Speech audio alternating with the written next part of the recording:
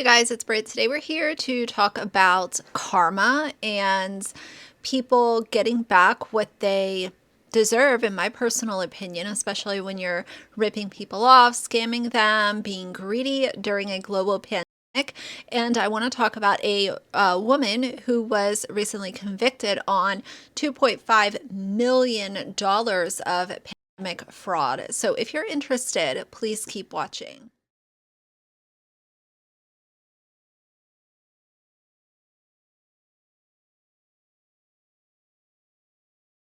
All right, you guys. So if you can hear Axel, he's playing with a toy right here by my feet.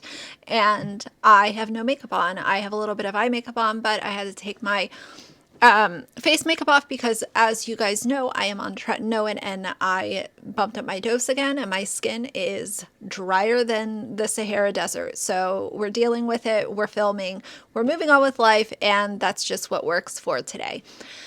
So I want to go over this article, and of course, as always, I will link it down below. But if you guys remember, so many influencers took out PPP loans back in 2020, and there were just so many unfair issues surrounding these influencers taking PPP loans out. Because as I've discussed previously, they were taking money from businesses that actually needed the money. As an influencer, they were in the perfect position. Think about if you're trying to run a small business and you have, I think in other videos I've used a bakery. You have a brick and mortar store, it's a bakery, it's been in your family for 50 years, and then it happens. And you have to shut down for however long, you had to shut down for, depending on your state. Those people wanted to be able to get access to a PPP loan as well so that they could keep their business afloat. But then you have influencers like Love Meg and Micah Stauffer who were first in line because they either heard it through the grapevine, they were, told about it ahead of time, or maybe they were just first in line. So when we're talking about giving out a loan to somebody who literally had to close their doors because of the pandemic versus an influencer who is still able to make the same amount of money that they were before, because what are you vlogging?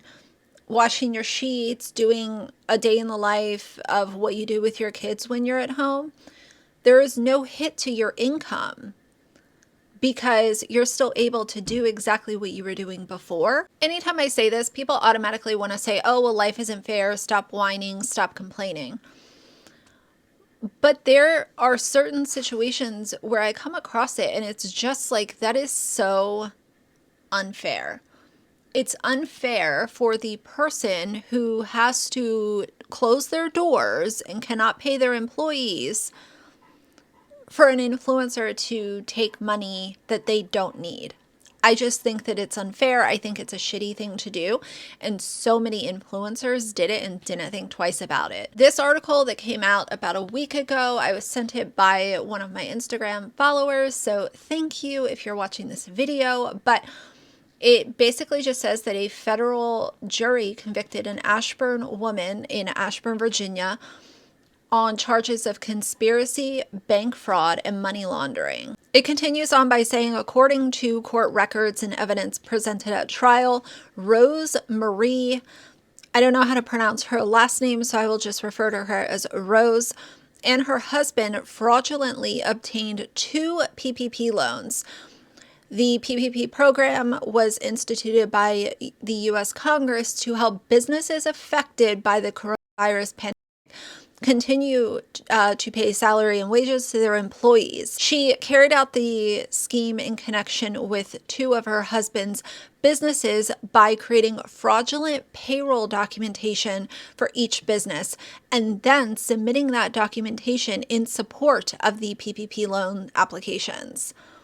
What a piece of crap. The fraudulent documentation represented that her husband's businesses had dozens of employees with over 17 million of annual payroll in 2019, when in fact they had few, if any, employees. In total, she and her husband fraudulently obtained approximately $2.5 million in loan proceeds, and they spent those funds on items unrelated to any legitimate PPP-related expense. Those items included a down payment on a 7,000 square foot home in Leesburg, and her husband pleaded guilty to the scheme in 2021. She now faces a maximum penalty of 30 years in prison when sentenced on July 19th. Actual sentences for federal crimes are typically less than the maximum penalties. A federal district court judge will determine any sentence after taking into account the sentencing guidelines and other statutory factors. It's pretty brief because this is just a press release, but isn't that wild to literally sit there and have the ability to create fake documents and fake employees and fake payroll so that you can get money and buy a mansion for yourself?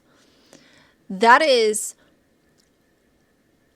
in this situation, this is literal karma, and I don't think she deserves 30 years, but I certainly hope that she does serve some time, because this is just not okay. It's not okay to defraud people and scam and create fake documents and lie and cheat and steal so that you can get this big payout and live large, when those funds could have absolutely saved somebody's business. So many businesses went out of business because of everything that happened. They couldn't get, their hands on PPP loan money.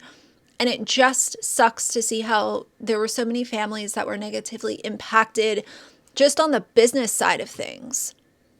And you have people like Rose out here taking the money and not even thinking twice about it, knowing that she lied in order to obtain it. So I hope that Rose does get some time. I love to see karma in action, and I think that's exactly what this is. Now, since this came out, it also makes me think, what are they going to do with other people? Because here's the thing, as an influencer, for you to submit for a PPP loan and claim your husband or your wife as your employee, as if you actually pay that person a fixed amount and that person relies on it to get by. These influencers literally listed their spouse as their employee just so that they could get their application approved. Yeah, you might be paying your spouse a payment here or there, but I'd like to actually see real payroll documentation of an influencer paying their spouse on a normal basis before anyone wants to give credit and say, oh, well, you don't know. I'm going to err on the side of caution and say that influencers are lying all the time, and I want to see the receipts. If you're going to claim that this is your employee, then let's see the backlog of bank deposits going into your spouse's account. And if not, that person is not your employee. One other thing I want to throw in the end of this video is, because I don't think that it needs its own video, but there's a current trend going around TikTok where it's a song and you basically tell people what you name your kids after. And you throw up random photos and allow people to guess what your kid is named after. This trend, if you look at it, there are so many saves on these videos. And I will throw up some screenshots. What I want to say is, when trends like this come around and family vloggers or influencers that have kids decide to participate in them, part of being an influencer is paying attention to your analytics. And if you look at your analytics, and if on your channel, your videos that share your children or your child get a lot of saves, that might be a red flag that you want to look into. Why are so many people saving videos of your children? Now, y'all already know how I feel about, putting kids online. That's a normal conversation. But if I'm an influencer and every fourth video features my kid or my kids, and I see over a period of time that those videos are being saved and shared more than a day in the life or something where I am just showing me, myself, and I'm going to jump into protective mode and stop sharing my kids. Definitely not sharing them as often as what some of these influencers do. But I went through that trend and I was just alarmed at how many saves all of these videos have. Like, it's tens of thousands with some of them. And it's really obvious why these people are saving the videos. It's because creepy people are online, and those creepy people like to consume content with children. But as a parent and as the owner of that channel, you also have a responsibility, and you have the power to choose what kind of content you're going to publish. And for me, my general understanding is that a parent should be protective. And if you see so many saves on videos featuring your kids, that might be something that you want to look into, because obviously you have some weird people that are obsessed with your kids. Just saying.